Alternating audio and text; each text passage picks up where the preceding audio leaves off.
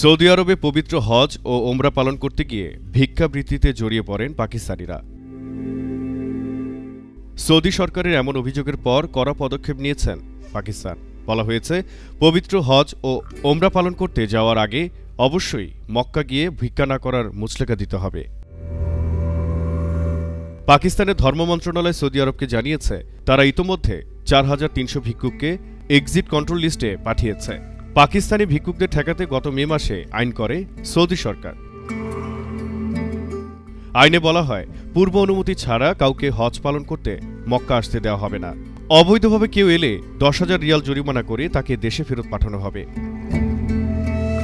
গত সেপ্টেম্বরে সৌদি আরব হজের নামে ভিক্ষুক পাঠানোর এই প্রক্রিয়া বন্ধ করতে পাকিস্তান সরকারকে কড়া ভাষায় চিঠি দেয়।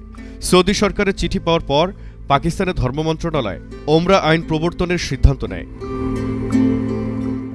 এর আগেও কথা উঠেছিল সৌদি আরবে পাকিস্তানি ভিক্ষুক পাঠানো নিয়ে। তখন আলোচনায় উঠে আসে সৌদি আরবে ভিক্ষুক পাঠানোর জন্য দায়ী মাফিয়াদের বিরুদ্ধে কঠোর ব্যবস্থা গ্রহণের বিষয়টি। জহিরুল ইসলাম জহির, এশিয়ান পোস্ট।